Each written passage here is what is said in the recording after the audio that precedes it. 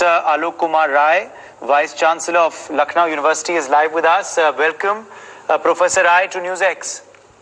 Thank you. Thank you. My first question to you, sir, is on the outlay that has also been allocated for the education sector in the last few days. We've seen the centre announce a series of measures for the financial situation, that 20 lakh crore package that, of course, the Prime Minister announced, but he's also announced the Finance Minister has also allocated a certain amount for education, particularly for digital education, for online education. Do you welcome this?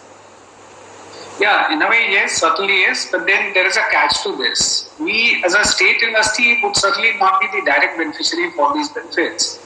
So, indirectly, we certainly would be. But then, largely, it has got multifold implementation applications. Certainly to the vendors, the companies that are operating into, which will subsequently lead to employment and subsequently flow of money into the market. Second is the benefit to the students and the restructuring of the entire education sector. But then directly, if you ask me, we certainly welcome this. But then as a university leader, Vice Chancellor of a university, if you ask me, I would not be the direct beneficiary. But then we welcome, certainly. Okay. Now we are, of course, looking at a possible July reopening of schools and colleges. Do you believe that that is feasible? That is practically speaking possible at this stage, or is it too early to comment? That's my first question. And secondly, as far as your university is concerned and the affiliated colleges, when do you believe admission process can begin? You know, in some of the television channels, I had said that many of the reports that have been coming from various bodies, including UGC and many other governments, have started coming up with, I don't subscribe to their view. Now, why do I say this? Is because we do not know the fate of this lockdown or the persistence of the problem. So, I see this as a three-stage process. The problem that we as an educational institution find it at three stages. One as intermediate challenge, where we find that the biggest issue at this point in time that I am facing from my students are of examinations and certainly of admissions that you had very rightly talked about. The second is with respect to conduct of classes, because some of the classes were still left. What will happen to the fate of practical examinations? So, lot of contemplation is going on here in the education fraternity. And what will happen to the training? Because in many of the professional programs, students are supposed to undergo, in normal circumstances, they would have been pursuing their training. And what will happen to their placement? So these are the immediate challenges that we are facing. Then there is a second category of challenge, which is short-term challenge. Here we are finding what will happen, maybe let it be July or August or even September for that matter. What will happen once the students come back post-examination, or there are various ways to come out of the examination? What will happen to the issue of basic norms, the physical and technical infrastructure challenge that institution like ours face? Then people are talking about the hybrid model. So that will be a big challenge for an institution like us, which is a financially challenged institution, I many a time say.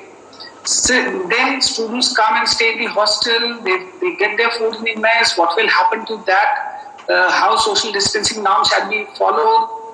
These are the challenges that we'll face in short term. So complete your point and then I'll ask you a follow-up. Yeah. And then third is the long-term challenge that we as an institution and higher education in the country would face. What will be the fate of higher education? In the foreseeable future, there is certainly bound to be a change and perceptible change. Like we talk of virtual labs, like we talk of online classes and so on.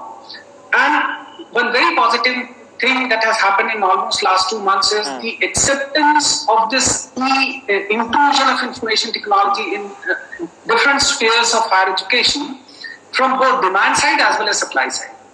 Then, in this lockdown period, a traditional institution like University of Lucknow also have changed a lot. Yes. And we face these challenges very, very positively. I can very proudly share that in less than 3 months duration, our website has had 50 lakh plus hits. Okay. Our e-learning has been pioneer in the country.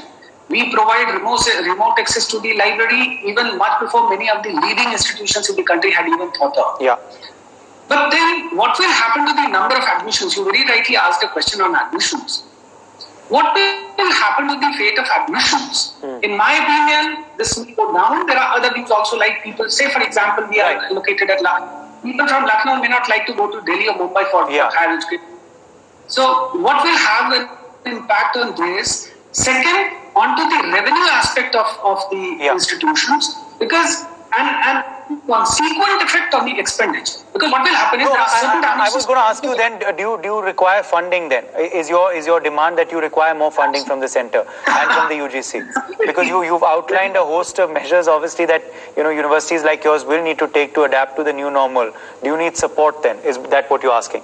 Absolutely. We are in dire need of financial support, not just for our routine functioning, but even, say, for example, from next month or maybe after 2 months, if we are going to hold our examination, we would need sanitization, we would need social distancing, so more classrooms, more invigilators, more machines to scrutinize people and sanitize and ensure the compliance of social distancing. All these, so even for our immediate survival, we certainly require fund, and of course in long run to prepare ourselves for the bigger challenge that we have. All right, we leave it at that. Thank you so much, Professor Alok Kumar Rai, Vice Chancellor of Lucknow University, for joining us. Appreciate you being with us on NewsX. Vinay Pathak, Vice Chancellor,